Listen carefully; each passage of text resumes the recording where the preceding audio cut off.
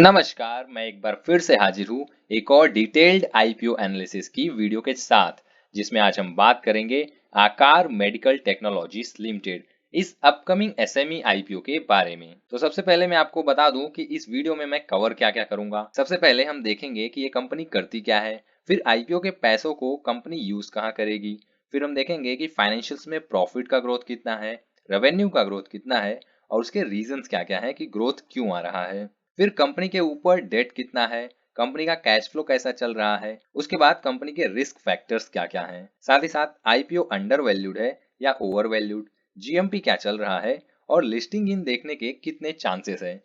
इन सभी चीजों पर एकदम डिटेल में एनालिसिस होगी, तो आप वीडियो को एंड तक जरूर देखना। चलिए शुरू करते हैं कुछ बेसिक आईपीओ डिटेल्स के साथ। सबसे पहले ये आईपीओ 20 जून से लेकर 24 जून तक ओपन रहेगा। अलॉटमेंट की डेट 25 जून को है और लिस्टिंग 27 जून को होगी। आईपीओ की लिस्टिंग एनएसई के एसएमई प्लेटफॉर्म पर होगी और जो प्राइस बैंड है वो 68 रुपीज से लेकर 72 रुपीज पर शेयर होने वाला है। फिर लॉट साइज 1600 शेयर्स का है और जो इशू साइज है वो 27 करोड़ का है, जिसमें कंपनी 37,50,400 शेयर्स इशू करेगी। और अच्छी बात यह है कि ये पूरा आईपीओ फ्रेश इशू है, यानी कि कंपनी के पास ही सारा पैसा जाएगा जिसको वो ग्रोथ में यूज कर सकेगी। अब बात करते हैं लॉट साइज और इन्वेस्टमेंट डिटेल्स की।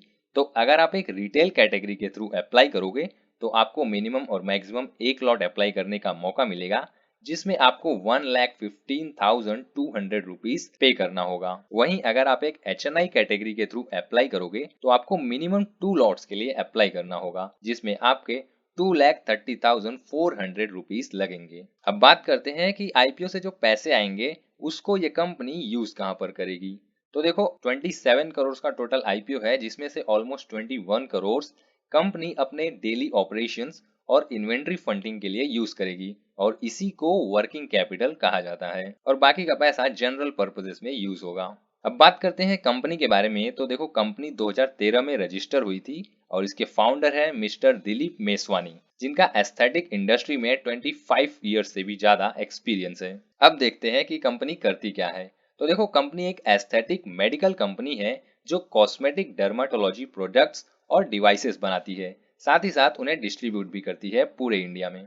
कंपनी का फोकस B2B सेगमेंट पर है, जहां वो अपने प्रोडक्ट्स को डर्माटोलॉजिस्ट, प्लास्टिक सर्जन्स और एस्थेटिक फिजिशियंस को देती है, जो इनके प्रोडक्ट्स को एंड कंज्यूमर को सेल करते हैं या ट्रीटमेंट के लिए यूज करते हैं। बाकी जोग्राफिकल प्रेजेंस की बात करूं तो कंपनी की प्रेजेंस पूरे इंडिया में है, लेकिन जो उनका सेल्स है वो ज्यादातर इन स्टेट से आता है। अब बात करते हैं कंपनी के प्रोडक्ट पोर्टफोलियो की। तो देखो, कंपनी ना दो तरह के प्रोडक्ट्स को सेल करती है। एक तो वो प्रोडक्ट्स जिन्हें वो खुद बनाती है, यानी कि मैन्युफैक्चर करती है, और दूसरे प्रोडक्ट्स वो हैं जो कंपनी इंपोर्ट करती है। कहाँ से? साउथ कोरिया, स्पेन, इटली और ऑस्ट्रिया से। अब वो कौन से प्रोडक्ट्स बनाती है और कौन से प्रोडक्ट्स इंपोर्ट करती है आप देख सकते हो। बाकी उनके सेल्स की बात करूँ तो इंपोर्टेड ब्रांड से जो सेल्स आती है वो कंपनी का टोटल 62% है। वहीं जो कंपनी खुद प्रोडक्ट्स बनाती है उससे कंपनी का ऑलमोस्ट 38% का सेल्स होता है। अब बात करते हैं इंडस्ट्री स्कोप और मार्केट पोजीशन की। तो देखो, इंडियन मेडिकल एस्थेटिक्स और कॉस्मेटिक डर्मेटोलॉजी मार्केट साइज 2024 में $282 मिलियन का था, जो कि ऐसा एक्सपेक्ट किया जा रहा है कि 2030 तक ये $618 मिलियन का हो जाएगा। बाकी अगर ग्लोबल मार्केट साइज की बात करूं तो ये $36 बिलियन का है, जो कि एक्सपेक्ट किया जा रहा है 2030 तक ये $57 बिलियन का हो जाएगा। बाकी एडिशनल डिटेल्स में आपको बता दूं कि आकार उन 5 से 6 प्लेयर्स में से एक है जो कि इंपोर्टेड प्लस खुद के बनाए हुए ब्रांड्स को बेचती है, और इंडिया में ऐसे सिर्फ 2 से 3 कंपनीज ही हैं जो 50% से ज्यादा का कंपाउंडेड एनुअल ग्रोथ रेट दिखा रही हैं, और उसमें से एक आकार है। लेकिन ऐसी क्या चीजें हैं जो इस कंपनी को बाकी कंपनियों से अलग बना रही हैं? तो देखो, कंपनी ज्यादातर B2B सेक्टर पर फोकस कर रही है। उसके बाद कंपनी के पास काफी सारी प्रोडक्ट की वैरायटी है। साथ ही साथ ये व्हाइट लेबलिंग के साथ अपने खुद के ब्रांड्स भी बनाते हैं, और इनका पूरे इंडिया में प्रेजेंस तो है ही।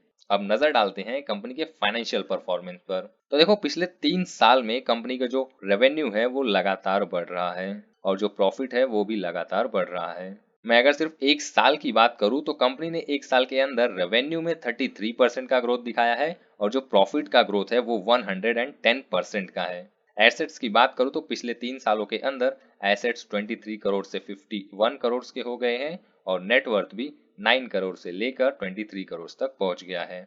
अब बात करते हैं कि कंपनी के जो प्रॉफिट्स है और रेवेन्यू है वो बढ़ क्यों रहे हैं। तो देखो, कंपनी ने अपने प्रोडक्ट को काफी अच्छा डाइवर्सिफाई किया है, जिसकी वजह से उनके मार्जिन्स इंप्रूव हुए हैं। साथ ही साथ जो एस्थेटिक मार्केट है इंडिया का, वो ग्रो हो रहा है, जिसका फायदा कंपनी को डायरेक्टली मिल रहा है। साथ ही साथ कंपनी ने कुछ ऐसे प्रोडक्ट्स भी लॉन्च किए हैं जो उन्हें हाई मार्जिन्स दे रहे हैं। अब देखते हैं कि कंपनी के ऊपर टोटल डेट कितना है और पिछले 1 साल का कंपनी का प्रॉफिट आफ्टर टैक्स कितना था, और फिर हम उसको कंपेयर करेंगे और देखेंगे कि कंपनी का जो डेट है वो उनके प्रॉफिट से कितना ज्यादा है। तो देखो, कंपनी का फाइनेंशियल ईयर 25 का जो प्रॉफिट आफ्टर टैक्स था वो सिर्फ 6 करोड़ था, वहीं जो डेट है वो ऑलमोस्ट 23 करोड़ है, यानी कि ये ऑलमोस्ट 3 to 4 टाइम्स है। अब ये ज्यादा है लेकिन मैनेजेबल है। क्यों? क्योंकि बिजनेस को एक्सपेंड करने के लिए बोरोविंग्स किया जाता है, और जब आपके प्रॉफिट्स बढ़ रहे हो तो आप इसको आराम से मैनेज कर सकते हो, जैसा कि इस कंपनी में हमें दिख रहा है। लेकिन अगर ये 5 या 6 गुना या उससे ज्यादा होता तब ये थोड़ी दिक्कत वाली बात हो सकती है, क्योंकि इंडिया में काफी सारी कंपनीज डेट की वजह से ही फेल हो जाती हैं।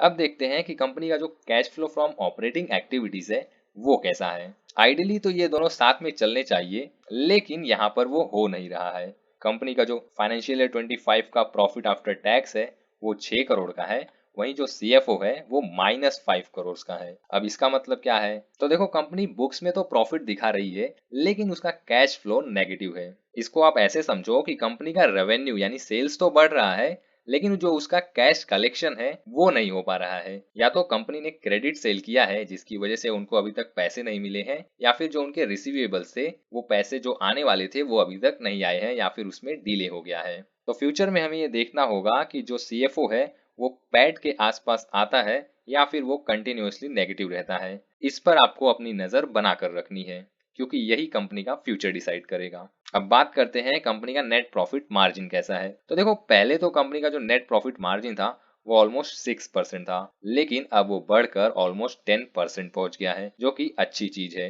वैसे जितना ज्यादा प्रॉफिट मार्जिन कंपनी के लिए उतना ही अच्छा है। तो देखो, कंपनी अपने खुद के प्रोडक्ट्स भी बनाती है जिसे वो हाइयर मार्जिन पर बेच पा रही है। एक तो ये रीजन है, और जो दूसरा रीजन है वो है कंपनी बड़े स्केल पर अपना प्रोडक्शन कर रही है, जिसकी वजह से उनका कॉस्ट कम और प्रॉफिट बढ़ रहा है। अब देखते हैं कि कंपनी के ऊपर टॉप रिस्क क्या क्या है। तो देखो, सबसे पहले तो कंपनी का जो पिछले 3 साल का कैश फ्लो था वो नेगेटिव चल रहा है। उसके बाद कंपनी का जो इम्पोर्टेड प्रोडक्ट है उस पर काफी ज्यादा डिपेंडेंसी है। मैंने बताया ही कि कंपनी का 60% रेवेन्यू वहीं से आता है, तो करेंसी फ्लक्चुएशन या फिर अगर सप्लाई में कोई इश्यू हुआ तो ये भी एक रिस्क बन सकता है। उसके बाद कंपनी ने अपने क्लाइंट्स के साथ कोई लॉन्ग टर्म कॉन्ट्रैक्ट भी नहीं किया है, ये भी एक रिस्क फैक्टर है। अब बात करते हैं कि कंपनी ओवर वैल्यूड है या फिर अंडर वैल्यूड। तो देखो, कंपनी का जो पी है वो ऑलमोस्ट 17 का है, और अगर इसको मैं कंपनी के रेवेन्यू या फिर पैट से कंपेयर करूं तो रेवेन्यू जहां कैगर 37% का है और जो प्रॉफिट है वो 60% का है, तो हम बोल सकते हैं कि ये वैल्यूएशन काफी अट्रैक्टिव है। यूजली अगर ग्रोथ रेट कंपनी के पी से ज्यादा है तो हम उसको अंडर वैल्यूड या फेयरली वैल्यूड बोलते हैं। तो क्या अगर ये आईपीओ अंडर वैल्यूड है या फिर फेयरली वैल्यूड है तो क्या हाई चांसेस हैं कि ये लिस्टिंग गेन देगा? तो देखो, लिस्टिंग गेन मोस्टली 2 चीजों पर डिपेंड करता है। पहला है जीएमपी और दूसरा है सब्सक्रिप्शन डेटा। अगर आईपीओ खुलने के दिन तक जो जीएमपी है वो 30 to 40% या उससे ज्यादा है तो मार्केट में स्ट्रॉन्ग डिमांड होती है। एक तो ये चीज देखनी होती है, और जो दूसरी चीज है, आईपीओ ओपन होने के 2 दिनों के अंदर ही सब्सक्रिप्शन कैसा आ रहा है। अगर 9 to 10 टाइम्स सब्सक्रिप्शन आ जाती है तब 95% चांसेस होते हैं कि ये आईपीओ अच्छा खासा लिस्टिंग गेन देगा। लेकिन अगर मैं इस आईपीओ की बात करूं तो करंट जीएमपी 0 चल रहा है, और सब्सक्रिप्शन कैसा आएगा वो तो आईपीओ ओपन होने के बाद ही पता चलेगा। तो फिलहाल मैं ये बोलूंगा कि इस आईपीओ में स्ट्रॉन्ग लिस्टिंग गेन के एक्सपेक्टेशन नहीं है। तो देखा ना आपने कि कितने डिटेल में हमने इस आईपीओ को रिव्यू किया। आई होप आपको ये वीडियो पसंद आई होगी। अगर हाँ तो कमेंट में हाँ लिखकर कह दीजिएगा। बाकी इस आईपीओ को मैंने पास्ट डेटा और करंट वैल्यूएशन ट्रेंड को देखते हुए एनालिसिस किया है। अगर आप इन्वेस्ट करने वाले हो तो एक बार खुद से रिसर्च जरूर कर लेना। बाकी आज के लिए इतना ही। Thank you for watching.